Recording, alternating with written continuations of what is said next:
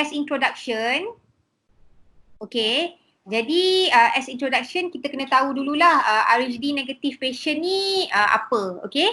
So basically kalau kita tengok kat sini, kalau sekiranya kita adalah RHD positif, okay, jadi kita akan ada D antigen lah dekat surface of our red cell, okay. Tapi for RHD negative patient, dia tak ada D antigen di surface of the red cell lah, okay. Jadi based on classification by our National Blood Center, di manakah how rare RH negative blood ini berada Kalau tengok kat sini,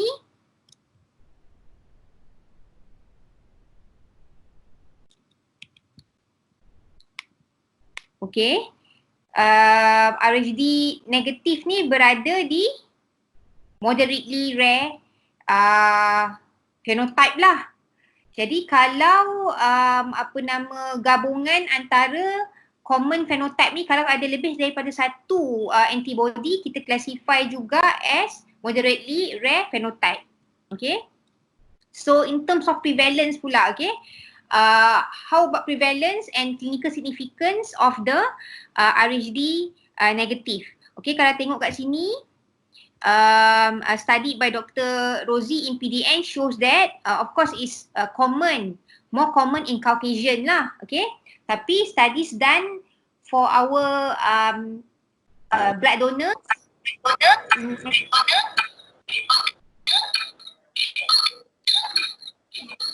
National Blood Center showed that about 2% of our whole population ni adalah RHD negatif, tetapi of course it is common in Indian population lah, which is dalam kumpulan group yang mereka study ni about 7.5% in Indian donors, okay.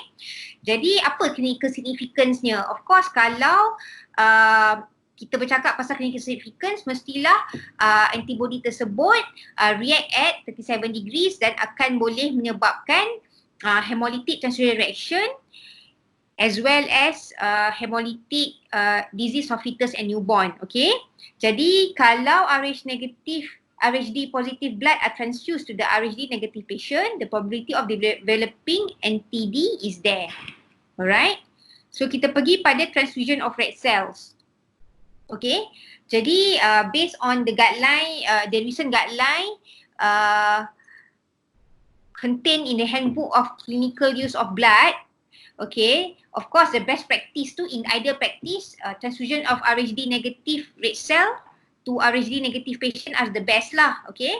Tapi of course in emergency setting, okay, there might be a situation where RHD positive red cells have to be transfused.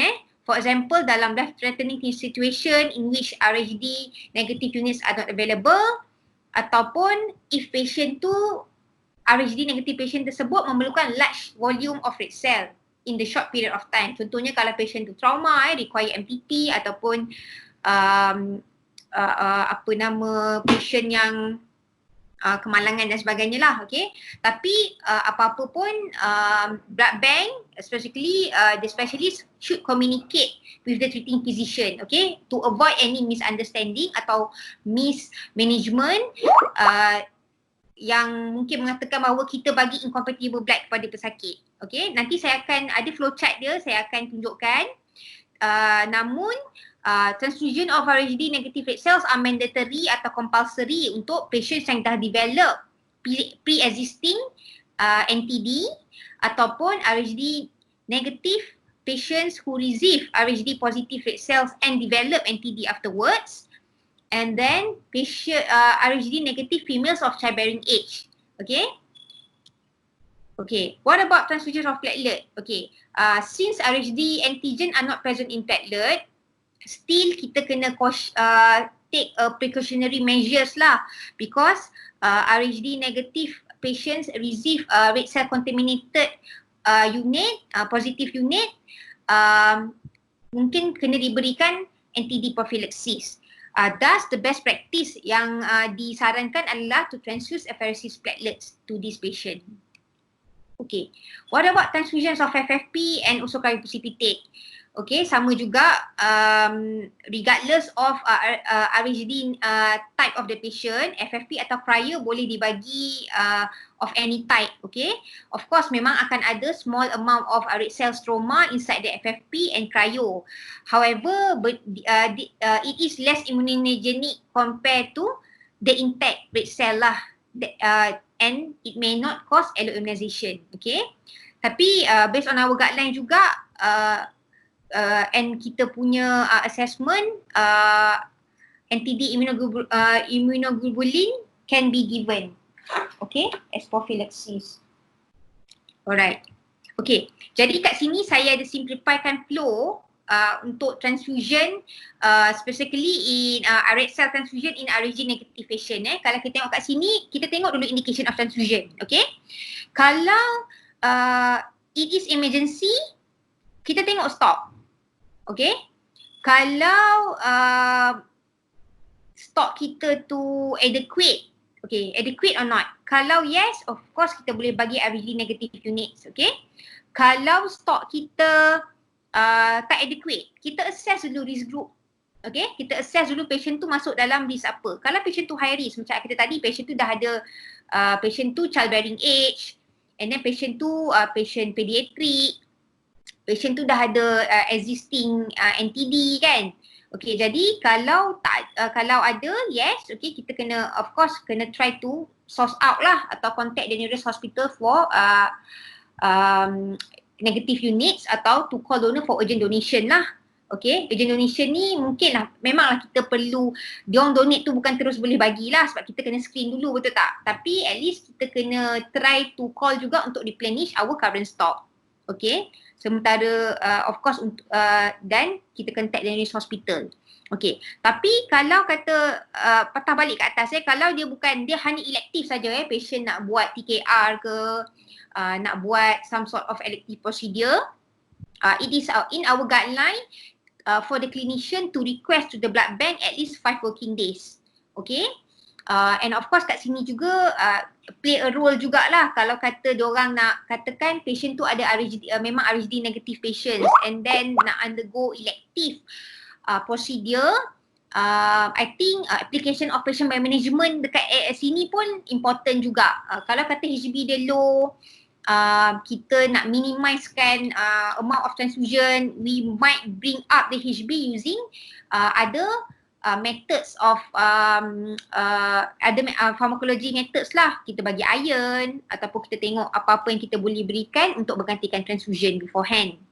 Okay, kalau patient ni not a high risk patient, okay, kita buat antibody screening lah. Okay, kita buat antibody screening, and then kalau ada presence of NTD, we have no choice but to give lah.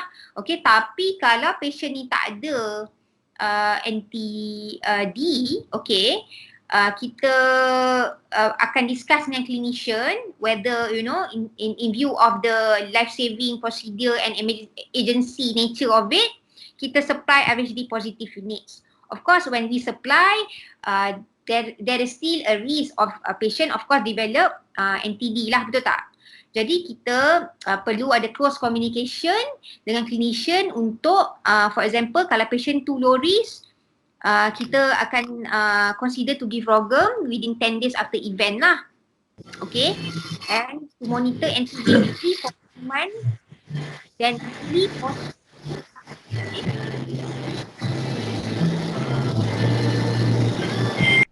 Siapa tak mute kan mic ke? Alright, okay. Kat sini ada apa-apa soalan ke nak tanya? Of course, this is just a framework. Tapi sometimes, most of the time kita akan tengok case by case juga. Sometimes stok kita, even stok kita ada pun, tapi kita takut kalau kita akan reservekan more tu childbearing age women dan juga kalau ada pediatric cases lah. Ada apa soalan ke kat sini?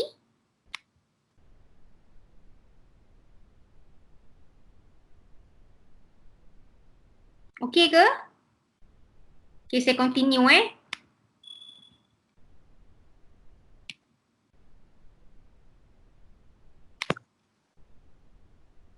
Okay, alamak, sorry tak berapa nampak Actually yang ini, okay, ini adalah dosage of apa namanya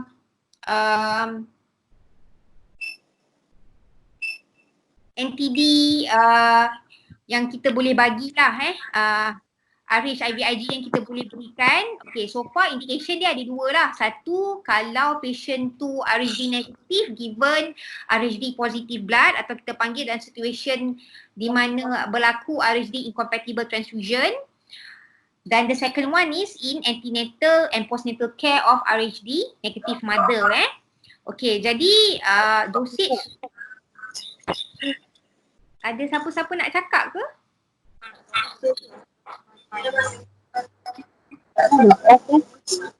Tak clear lah.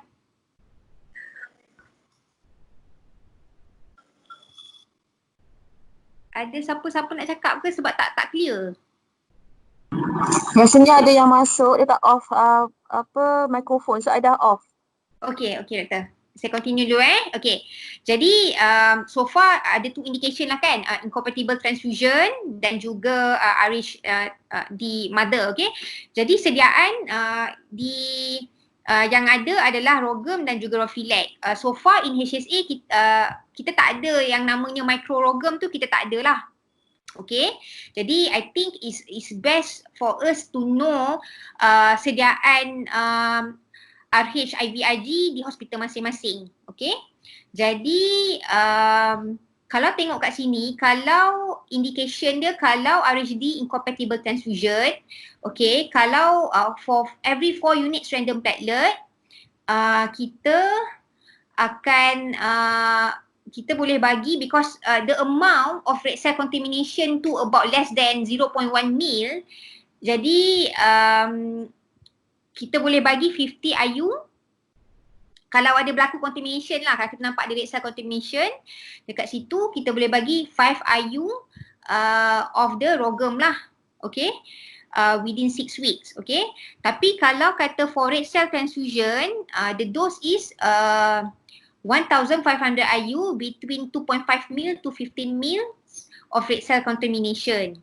Kalau berlaku more than 50 mils red cell contamination, additional dose within 72 hours boleh berilah. Okay. Kalau untuk satu lagi sediaan Rofilac, whether you can give with IV or IM, for every 2 mils of whole blood atau 1 mil of packed cell transfusion, you kena bagi 100 IU. Okay. Daripada situ you convert to berapa microgram lah. Okay. Tapi bear in mind kalau kata you nak bagi IM, of course the platelet of the patient tu must be adequate. Kalau patient tu severely thrombocytopenic, so akan ada risk of bleed dekat situ, disadarkan untuk bagi subcut lah. Okay, or based on the recommendation by the manufacturer. Okay, kalau kata untuk RHD negative mother, kita pecah pada 3. Satu, routine antenatal. Satu, potential sensitizing event antenatally dan juga postnatal. Kalau routine antenatal, dose 1,500 IU lah. Of course, along the way, sekiranya berlaku potential sensitizing event, nanti saya bagi tahu apa contoh-contohnya. Kita tengok gestation age of the mother, okay. Kalau kata up to 20 weeks, okay, minimum we have to give 250 IU within 72 hours of the event. Kalau from 20 weeks to term, minimum 500 IU within 72 hours. Dan usually sepatutnya fetal-maternal hemorrhage test ataupun Kleihauer test must be requested by the clinician. And then daripada situ kita tengok perlu bagi ke tak additional dose. Okay. Kalau postnatal, pula following delivery of RHD positive baby in non-sensitized mother, kita akan bagi 500 IU within 72 hours ataupun based on the fetal-maternal test punya result lah. Okay. So for contraindication for both sediaan adalah of course kita tak bagilah pada RHD positive individuals, okay? Ataupun RHD negatif yang dah sensitize, ataupun sekiranya pesakit tersebut ada history of anaphylaxis to any human globulin products, dan juga patient-patient yang ada IgA deficient patients lah, okay? Because of course rogam ni atau Rofilex ni adalah human derived globulin lah, okay? Okay, for adverse reaction, okay, is very important, of course, to know, to monitor whether is the local injection site punya reaction, sama ada swelling, redness, pain or warm atau systemic, as the patient might have skin rash, body ache ataupun fever. Okay. So a bit pasal issues in RHD negative mothers. Okay, of course along the pregnancy things can go wrong lah, whether you know. Jadi these are the list of potential sensitizing events, okay, that we need to know lah, okay. Dan along the way kalau di HSA sendiri memang hemato memang ada provide fetal maternal hemorrhage test lah, okay. Jadi kita kena tahu dulu apakah dimaksudkan fetal maternal hemorrhage. Dimaksudkan adalah entry of the fetal blood into a maternal circulation before and after delivery lah, okay. Contohnya sekiranya patient tersebut RHD negatif dan anak dia RHD positif, okay. So it's also known as a Kleihauer-Becker or acid elution test, okay. Jadi prinsipalnya adalah fetal test, fetal blood cells ni adalah resistant to acid lah, okay. Jadi mereka akan ambil sampel mother dan mereka akan tengok di bawah mikroskop lah dan mereka akan quantify. So kalau tengok kat sini, okay, sorry arrow ni tak berapa accurate, okay. Kalau you tengok yang merah-merah ni adalah fetal RBCs lah, okay. Jadi mereka akan count di bawah mikroskop dan mereka akan check macam mana nak tahu hemorrhage, fetal maternal hemorrhage ni, okay. Maternal total volume iaitu 17 ml per kg body mother, okay. Dan dia akan darab dengan berapa banyak fetal cells dan dia akan bahagi dengan total cells counted, okay. Dia akan dapatkan fetal maternal hemorrhage ni. Jadi daripada situ dia akan translated berapa banyak rogam ataupun RHIVIG nak bagi, okay. Formula ni berdasarkan 1 vials yang contain 300 microgram akan boleh neutralize 30 mils of red cells contamination lah, okay. Jadi contohnya kalau kata fetal FMH dia adalah 145 mil, jadi number of berapa vials yang diperlukan, okay, 145 mils akan bahagi dengan 30. Jadi tengok kalau kata kat sini decimal point dia more than 5 kan, because 0.83. Jadi round up dan add 1 vials, okay. Jadi perlukan 6 vial lah, okay. Kalau contohnya FMH dia 130. Jadi 130 bagi dengan 30 dapat 4.33. Okay, jadi decimal dia less than 5. Okay, jadi round down dan add 1 vial lagi lah. Okay. Alright. Okay. Jadi flow actually to be honest di dalam CPG KKM ni tak ada dijelaskan management of RHD mothers mereka cuma buat I think dalam 2 CPG je, satu management of menorrhagia, satu lagi I forgot apa, tapi tak dijelaskan. Jadi memang setiap hospital tu ada different approach how the ONG team manage RHD negative mothers. Cuma pada basic yang kita kena tahu adalah of course semasa mother tu datang untuk booking usually dalam 12 weeks POA, KK akan buat ABO and RH grouping, okay, dan juga screening at booking, okay. Jadi kat sini persimpangan sini dia tengok kalau antibody screening dia negatif, dia akan repeat balik antibody screening at 28 weeks POA. Okay, yang ni mereka because Malaysian tak ada guideline sendiri, mereka biasa ikut British guideline lah. Okay, dia tengok kat sini.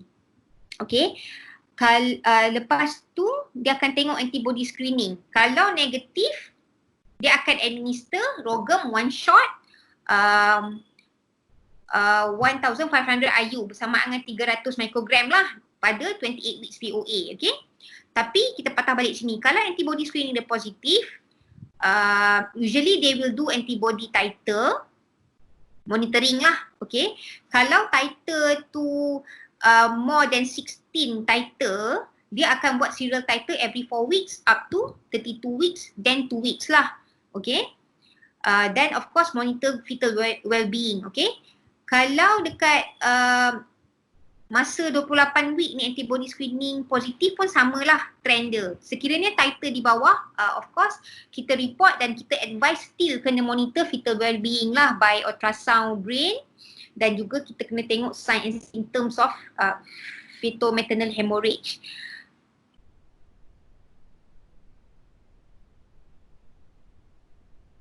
Okay, jadi bercakap pasal rate of elio immunization, sekiranya kalau kata perlu ke kita nak buat titer, anti-D titer for example, apa yang kita risaukan kalau kita bagi pesakit tu, katakan pesakit tersebut bukan yang high risk group lah kan, pesakit tu lelaki, tak develop anti-D lagi, jadi kita pun macam takut-takut nak bagi kan. Jadi ada few studies mengatakan bahawa rate incidence of the elio immunization is actually low lah. Okay, range from tak ada ke 19% lah.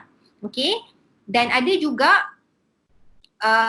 only ada the latest study tu mereka ada bagi RHD positive units pada multiple transfused healthy participants. Okay, dan out of this daripada 78 tu hanya 4% sahaja yang develop elio immunization. Okay, so basically kita kata tak adalah, it's not that worrying lah, tapi still we need to monitor. Okay, jadi the take home message actually for us in blood bank, I think we need to strengthen our RHD negative donor list who can be contacted, not only even during emergency but for elective procedure as well.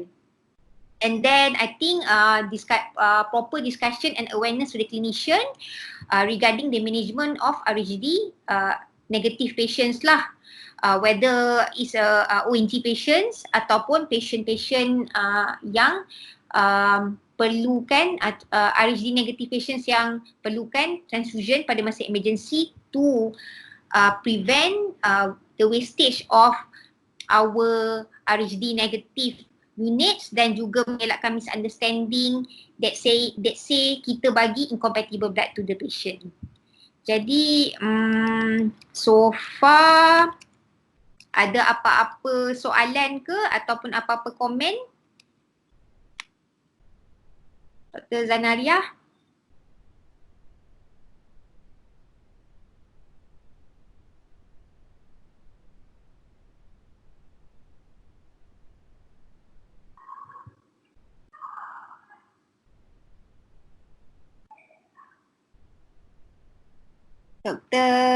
Dr. Rohaida?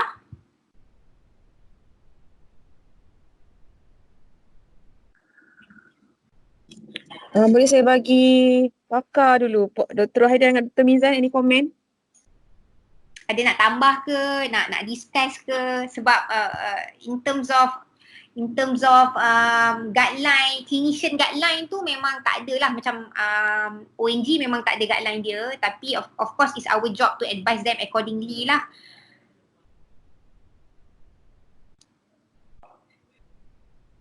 Dr. Rohaida. Okey, Assalamualaikum. Selamat petang. Mungkin saya nak cakap sikit ataupun nak tambah sikit berkenaan dengan antibody screening. Kalau kita nak convert patient daripada RHD negatif kepada RHD positif, mungkin kita kena buat enzim jugalah, sebab kita tahu without enzim dia punya sensitivity reduce sikit. So kalau kita tak ada enzim dan kita kena proceed dengan IDEN lah sebab kita ada panel enzim kan. Dan kalau memang tak ada NTD dan baru kita boleh bagi HD positif pada RHD negative patient. Okay, itu satu.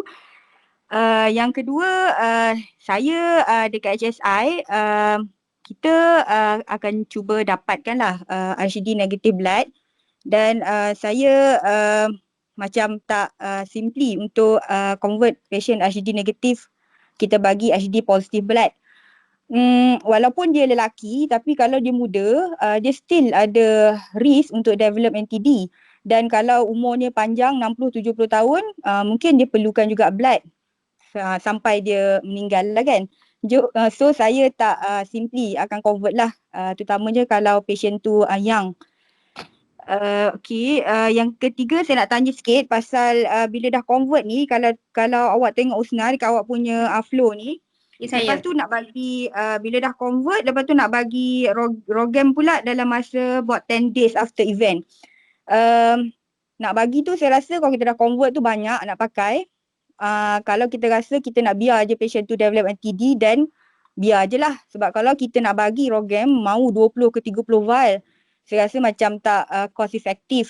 Tu satu. Yang kedua, kenapa nak tunggu 10 hari sebab dah lama sangat tu. Tak, dia bukan maknanya yang ini hanya guideline je. Maksudnya kalau you ada rogam readily available at that point of time, you terus bagilah. Cuma within 10 days ni is based on the guideline from PDN. From where 10 days tu, kenapa dia kata 10 days tu not being specified. Tapi bagi saya kalau kata rogam tu dah available in your hospital, then you can give straight away lah. Or macam Dr. Rohaida kata tadi, if you want it to be let the patient develop NTD by themselves, then still you monitor lah NTD tu.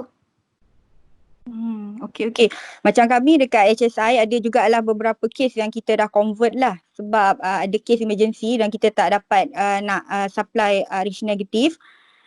Bila patient discharge, kita bagi dia card lah. Dekat card tu kita kata kita dah convert dia pada sekian date dan untuk next transfusion, regardless dia ada NTD ke tak, memang kita suggest untuk bagi HD negative blood saja. Macam mana praktis dekat hospital lain? Ke you all akan check lagi NTD macam tu? Boleh saya nak komen sikit? Okay, Assalamualaikum, selamat petang. Okay, berkenaan conversion ni, memang saya lah orang yang suka convert Dr. Rohaida. The reason why is, the first one is about kita punya registry, research negative is not very good as compared to Pusat Darah Negara. I know that all the TMS are trained in Pusat Darah Negara and you got a lot of research negative blood, you got a lot of registry. But bila recently I check research negative donors in HSA je, ni belum pergi lagi Batu Pahat, belum lagi tengok hospital lain punya. In certain cases ada lagi confusion yang sebenarnya donor tu bukan true negative. So sekarang ni HSA dalam proses penyucian, kita tengah membersihkan registry kita yang mana betul-betul research negative donor kita akan identify, we call them, we counsel them, we label them dekat dia punya buku dan sebagainya dan kita masukkan dalam BBIS. That is one thing. Dan kita berharap kita akan tambah lagi donor dengan kita recruit the family members or maybe friends or whatsoever lah among the risk negative. Itu one of the step that we are doing now. So at this moment, the number of risk negative that we have is very limited. So that is why I'm not keen to give patients who are not at the bukan childbearing age, even young guys. For example, dia datang banyak juga kes daripada ED, resus negatif lelaki yang kita bagi positif sebab kes macam trauma. They need more blood. They need more than 2 pints of blood. I only have 7 and I don't want to compromise my resus negative blood just for this guy. And suddenly tiba-tiba malam tu juga ada kes research negative lady ataupun ada kes yang macam berlaku di hospital baru-baru ni, hospital daerah baru-baru ni memerlukan research negative untuk ET. That is the reason why I don't want to compromise the stock. And I'm very sure that I'm not very sure lah kalau there is macam perbezaan pendapat dari segi ni. Sebab bagi saya, kalau lelaki pun dapat research negatif, not everyone, bukan 100% akan develop NTD. And for example, in future, kalau dia dapat pun NTD, and that point of time, kita memang akan bagi dia research negatif. So, semasa dia belum ada NTD, saya akan bagi research positif. Which macam saya bagi tahu tadi lah, kita tak nak compromise our stock yang sangat sikit. Okay, about the conversion tu tadi, bila nak convert, you cakap kena buat enzyme. Actually, kita dah rujuk pada pusat dana negara sebab pusat dana negara juga praktis benda yang sama. Bila stok dia banyak, dia akan bagi je. Lelaki ke, lelaki tua ke, lelaki muda, ada antibody ke, tak ada antibody, semua dia akan bagi research negatif. Tapi bila stok dia rendah, dia akan check juga. Dia akan check NTD, dia akan check antibody ni positif atau negatif. Kalau negatif, dia straight away bagi positif. They don't actually enzyme kan, they don't do enzyme lah untuk antibody screening. That's what I get from pusat dana negara. Sebab they said kalau macam tu kita tak trust kita punya, maksudnya kita don't trust our antibody screening lah. And at all time kita terpaksa buat antibody ident. So kalau macam tu susah lah. Kita tak trust kita punya antibody screening. So that is why for HSA, as far as I'm concerned, kita memang fokus pada childbearing age, okay, dan juga baby yang baby yang memerlukan research negatif. Okay, about program juga saya bersetuju dengan Dr. Rohaida lah. Untuk lelaki kalau untuk tak perlu pembaziran lah program, kita tumpukan lebih kepada childbearing age, kanak-kanak yang maybe tak sengaja ke, maybe dia masuk accident, stok pun dah tak ada, ataupun kita tak tahu dia di research negatif, kita terbagi dia O positif dan sebagainya. So this type of cases memang wajib bagi program secepat mungkin. Bukan delay sampai maybe I'm not very sure where PDN got these guidelines lah, less within 10 days, which I think is quite late. As fast as possible, we have to advise clinician to give program. That is from me lah. Anything from Dr. Mizan? I nak tahu daripada Dr. Mizan.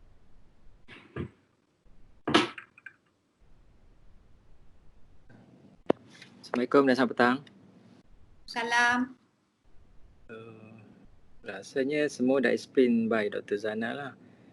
And then cuma I share experience, kita ada satu patient presented with ectopic pregnancy, so bleeding and hypotensive dekat casualty, and then the clinician requested for SAFE-O lah. Masa tu pun tak tahu blood group apa, and then kita pun for life saving kita supply lah SAFE-O. And then subsequent blood sample noted patient tu adalah RH negatif. So bila dah tahu negatif baru kita supply yang negatif lah.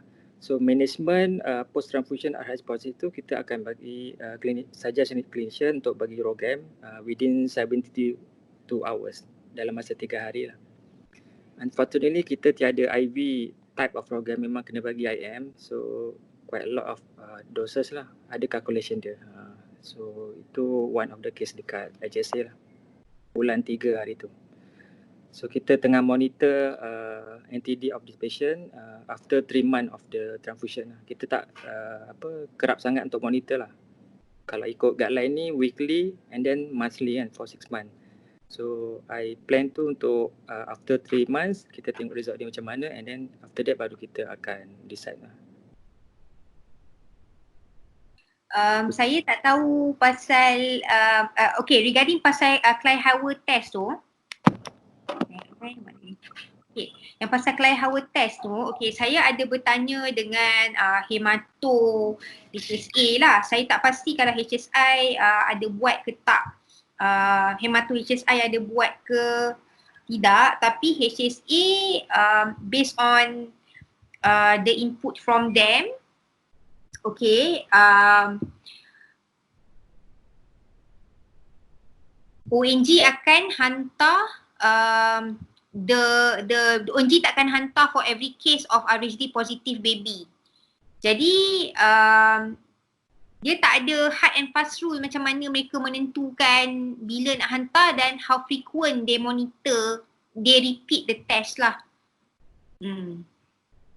Saya tak tahu kalau HSI atau hospital lain boleh share ada tak lab ada buat juga this kind of test.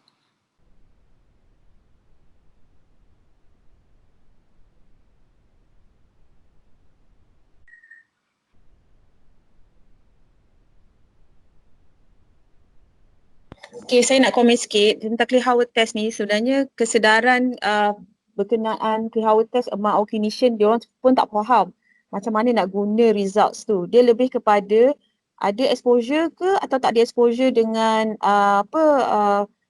fetus punya red cells. Means kalau ada positif ke negatif, itu je.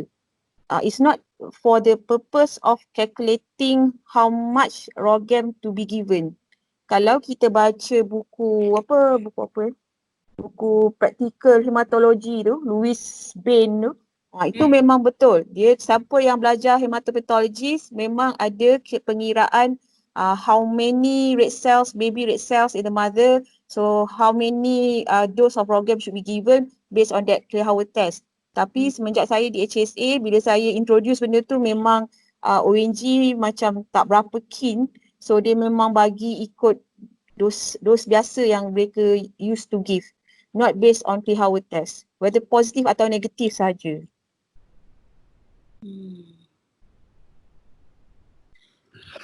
Untuk HSI pun kita tak ada buat kat sini, dekat Hemato kita. Kalau ada request pun memang kita akan hantar ke HSA.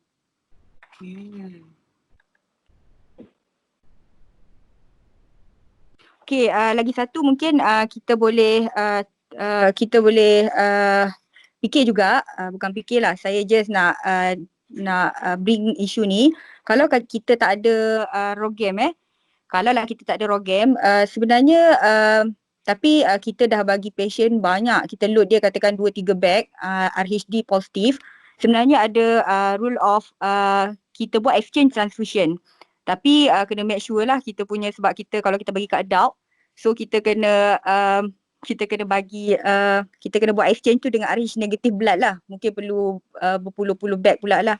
Tapi at least kita dia bukan setakat ROGAM je lah untuk kita prevent NTD formation dekat patient kita. Ada juga rule of exchange transfusion.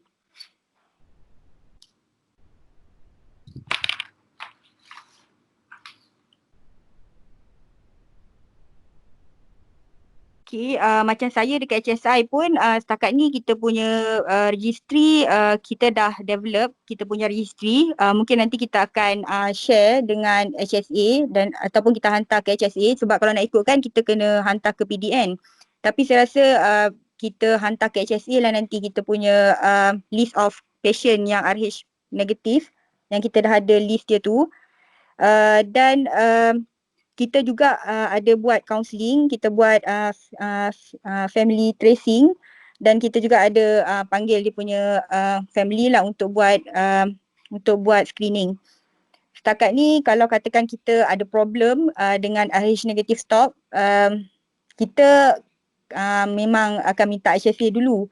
Tapi kalau tak ada, kita juga akan cari di merata tempat lah, termasuk Melaka, Seremban dan PDN. Sebab kalau kita minta jauh-jauh pun dia akan tanya dulu dah minta ke HSA ke belum. That's why kita akan tanya jugalah HSA. Kalau HSA tak dapat bagi dan kita still ada masa, kita akan terus mencarilah. That's why ada juga certain situation yang kita pergi ambil dekat PDN.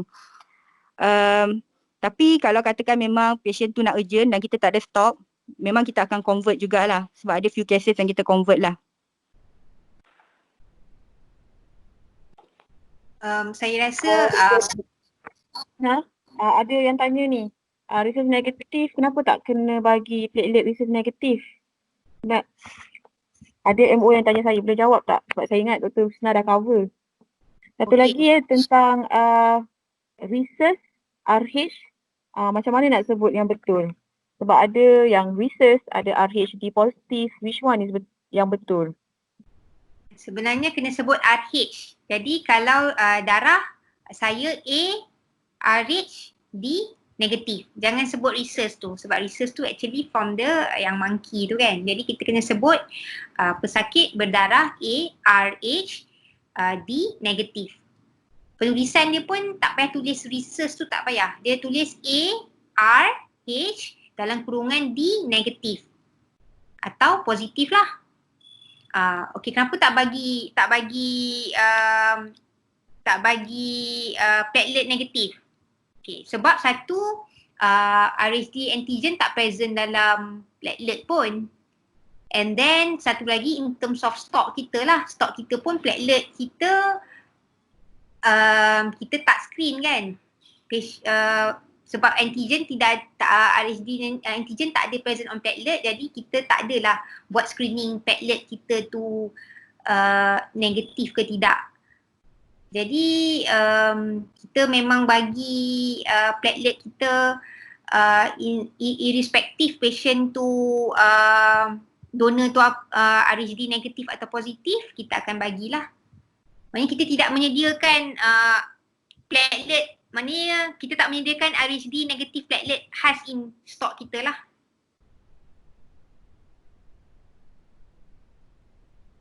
Menjawab soalan ke? Saya rasa menjawab pada saya lah. Betul, kita punya platelet dia tak carry D antigen. So kenapa kita nak ataupun kita nak tag kan kita punya platelet tu RHD positif ataupun negatif sebab D tak carry platelet tak carry D antigen. Tapi kita dekat overseas memang diorang buat macam tu. Maksudnya platelet RHD negatif, platelet RHD positif. Satu sebab dia punya population about 15% of them RHD negatif. Lepas tu dia consider contamination masa kita buat preparation. That's why macam kat kita kalau kita buat preparation macam biasa, dia punya contamination dalam berapa mil, less than 2 mil sebenarnya. Tapi kalau kita load patient dengan few bags, maksudnya more than 8 to 12 bag, patient ada risk untuk develop NTD. That's why kalau macam dekat PDN, kita try supply apheresis platelet. Sebab apheresis platelet, dia punya risk for contamination is very, very low. So patient nak develop NTD pun very, very low lah dia punya risk. Betul lah macam Dr. Husna cakap tadi tu.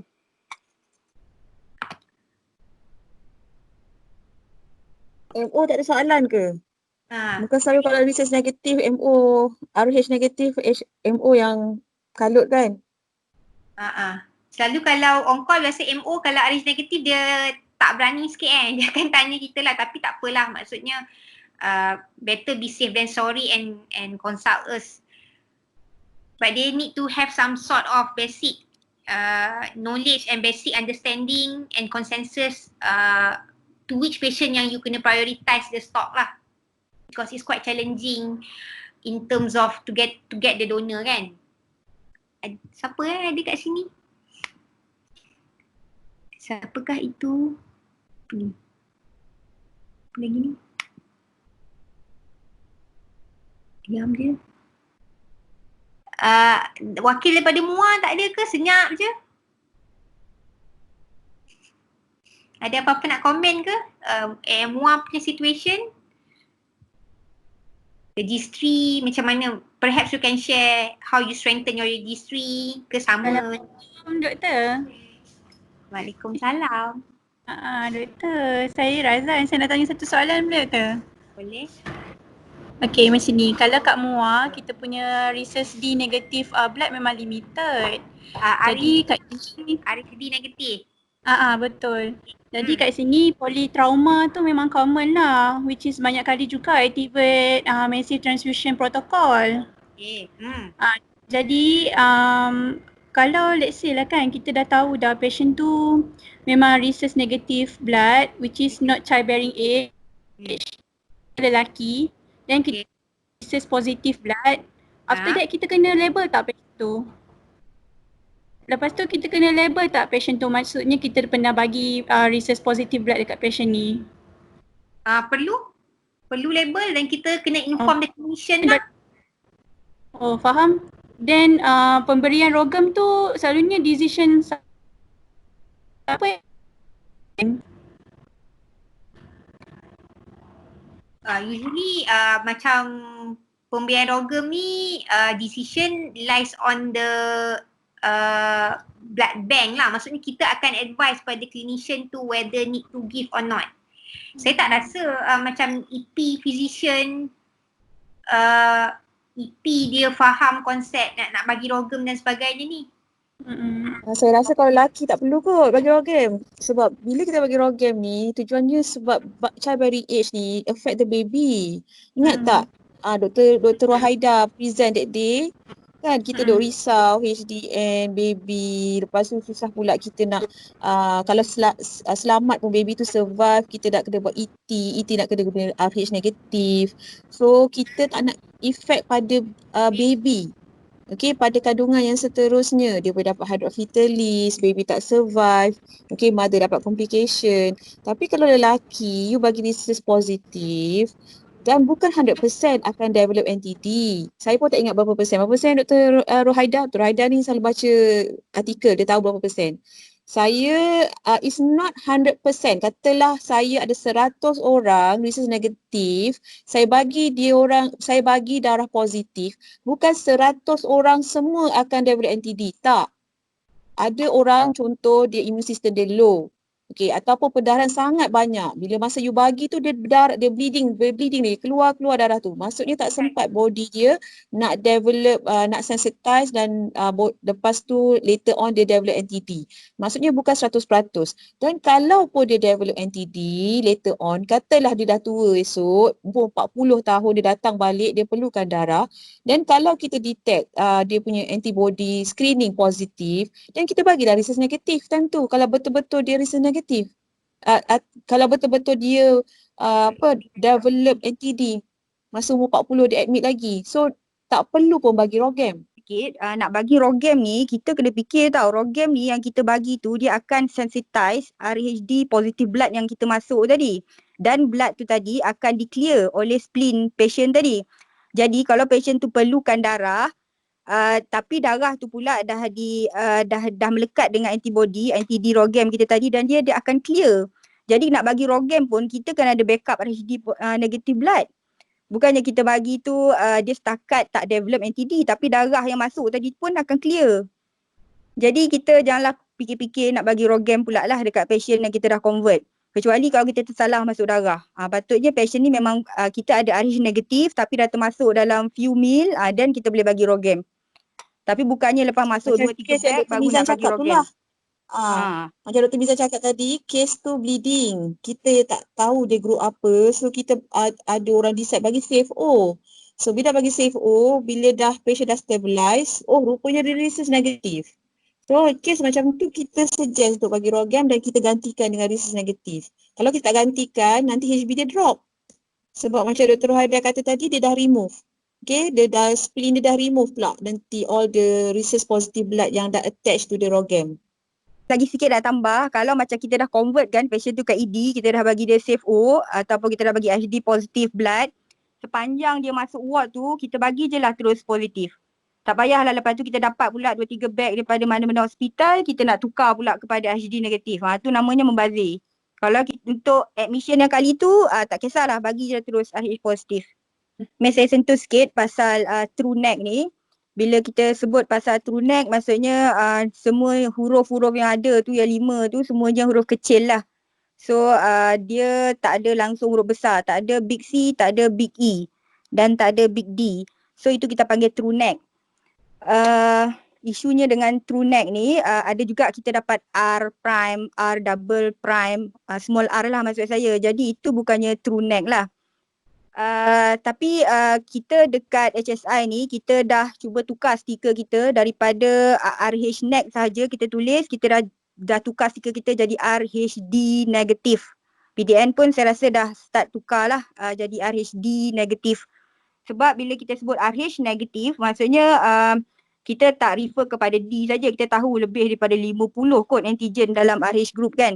So kita yang kita sebut NAC tu actually D je. So kita letak tu RHD negatif. Jadi kalau bila patient datang, kita tak buat, sebenarnya kita tak buat full phenotype RH dekat dia. Memang D dia negatif tapi mungkin dia ada big C ataupun big D. Jadi patient-patient macam ni sebenarnya mungkin dia tak perlu true neck. Dia bukannya perlu yang semuanya huruf kecil tadi, tapi dia perlukan yang sama dengan phenotype dia lah. Jadi kita kena betulkanlah sikit kita punya, mungkin hospital lain dah buat juga kot. Tapi dekat HSI pun kita dah tukar lah. So RHD negatif kita punya stiker. Pasal yang RHD true neck tadi tu, kalau patient, kalau donor tu kita kata dia true neck dan kita letak dia RHD negatif lah. RHD negatif patient. Tapi kena make sure lah betul-betul kita buat phenotype tadi. Maksudnya semuanya huruf kecil lah. Kalau ada yang huruf besar tapi kita letak dia sebagai true neck, nanti dia boleh menyebabkan dia akan menyebabkan complication lah. Maksudnya antibody development dekat yang patient yang true neck. Dia tak ada big C tapi kita dah bagi dia big C. Nanti dia develop anti-big C. Itu dia punya complication lah kalau kita tersalah tag kita punya donor. That's why at least kena buat 2 kali lah. Macam kita dekat HSI ni sebab kita hantar HSA buat, HSA suruh kita ulang balik. Then biasanya kita akan ulang balik lah dekat lab kita. Nak confirmkan sama ada dia true neck ataupun bukan. Cumanya saya nak tambah sikit je lagi, kita jangan takut nak bagi CFO kita. Nanti sekarang kita rasa macam berdebar-debar pula nak bagi CFO sebab dekat population kita less than 1% neck, less than 2% among Indian. Jadi dia punya risk untuk kita tersalah bagi dekat RH neck patient tu very very low. So insyaAllah safe je darah kita lah.